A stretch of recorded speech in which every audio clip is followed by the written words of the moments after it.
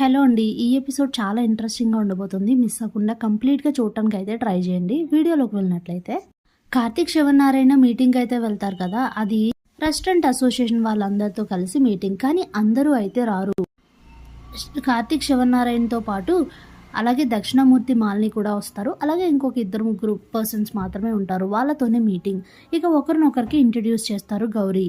ఎందుకు పిలిచారని శివనారాయణ అడిగితే, కొత్త రెస్టారెంటే అయినప్పటికీ ఈ రెస్టారెంట్లో సూపర్ చెఫ్స్ అందరూ ఉండడం వలన వీళ్ళతో పోటీ పడి గెలవలేమని చెప్పి మిగతా రెస్టారెంట్స్ వాళ్ళందరూ అవార్డ్స్ను పోటీ నుండి తప్పుకున్నారు. మరి మీరేం చేస్తారు? ఇంతకీ మీరు వాళ్ళతో పోటీ పడతారా లేదా అని అడుగుదామనే పిలిచామని చెప్తే, మాకు ఈ పోటీ అవసరం లేదు, మా రెస్టారెంట్లో ఫుడ్ బాగుంటుంది, ఫుడ్ క్వాలిటీ బాగుంటుందని ఇది జనాలందరికీ తెలుసు. ప్రత్యేకంగా పోటీ పడి మరీ నిరూపించుకోవాల్సిన అవసరం లేదు. పోటీ అనేది అన్ని రెస్టారెంట్స్ ఉంటేనే జరుగుతుంది తప్ప 2 రెస్టారెంట్స్ మధ్య మాత్రమే జరిగితే దాన్ని పోటీ అనరు. మనకి ఈ పోటీ అవసరం లేదు, పద కార్తీక్ అని చెప్పి అక్కడి నుంచి వెళ్ళిపోయి జరిగిందంతా కూడా ఇంటికి వచ్చి ఇంట్లో ఉన్న వాళ్ళందరికీ కూడా చెప్తాడు. ఇంతలోనే దక్షిణామూర్తి ఫోన్ చేసి, చాలా తెలివిగా తప్పించుకొని వెళ్ళిపోయావు, మొదటిసారి నీ కళ్ళల్లో భయం చూశానని చెప్తే, నా కళ్ళల్లో భయం చూడడం ఏంట్రా, ఏం మాట్లాడుతున్నావు అర్థమవుతుందా? నువ్వు మాట్లాడేది శివనారాయణతో. నేను ఎప్పుడు ఒకేలా ఉంటాను, నేను భయపడ్డం ఏంటి, నాకేం అవసరం భయపడ్డానికి, నిన్ను చూసి నేను భయపడాలా అని అంటే, మరెందుకు పోటీకి దిగలేదు? నువ్వు పోటీకి ఎందుకు దిగలేదంటే ఓడిపోతావన్న భయం నీలో ఉంది కాబట్టి, అందుకే తెలివిగా మాటలతో తప్పించుకొని వెళ్ళిపోయావని అంటే, నీకు నోటుకొచ్చింది నువ్వు అనుకోకు, గాయపడిన పులిని చూసి కుందేలు సవాల్ విసరకూడదు, పిచ్చి పిచ్చి మాటలు మాట్లాడొద్దని చెప్తే, నువ్వు ఫోన్లో ఉన్నావు కదా, ఎన్ని మాటలైనా మాట్లాడతావులే అని అంటాడు దక్షిణామూర్తి. ఫోన్లోనే కాదు, నీ నట్టింట్లో ఉండి కూడా నేను ఇలాగే మాట్లాడతానని అంటాడు శివనారాయణ. అయితే నా నట్టింటి తలుపులు ఎప్పటికీ తెరిచే ఉంటాయి నీకోసం అంటాడు దక్షిణామూర్తి.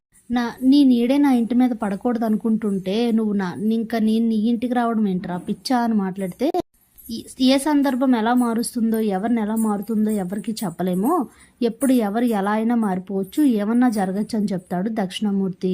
పిచ్చి పిచ్చి మాటలు మాట్లాడడం మానేయనంటే, అయితే నాతో పోటీకి దిగు, నిన్ను నువ్వు నిరూపించుకో అని అయితే చెప్తాడు శివనారాయణ.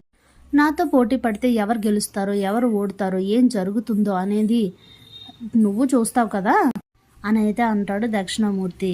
ఇక చాలా మాటలు అయితే అంటూ తనైతే బాగానే రెచ్చగొడతాడు.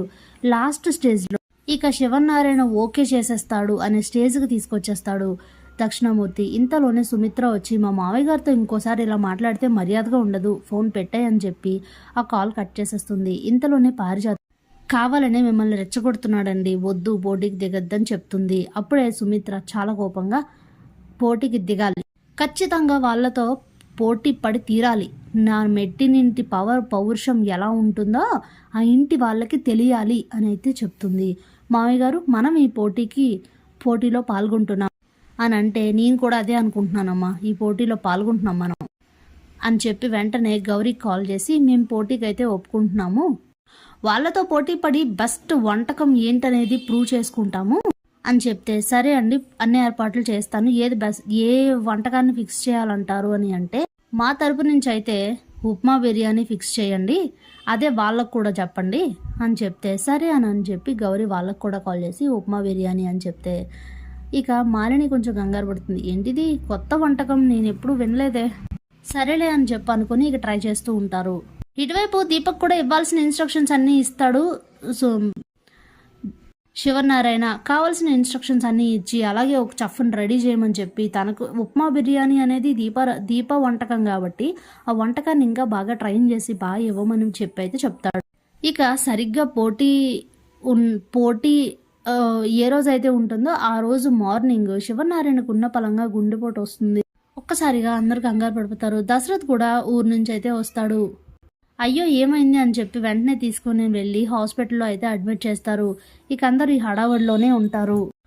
అప్పుడే నేను అనుకున్నది జరిగింది, ఇక పోటీలో గెలిచేది మా రెస్టారెంటే అని అనుకుంటూ ఉంటాడు సూరజ్. అప్పుడే జరిగింది గుర్తు చేసుకుంటాడు.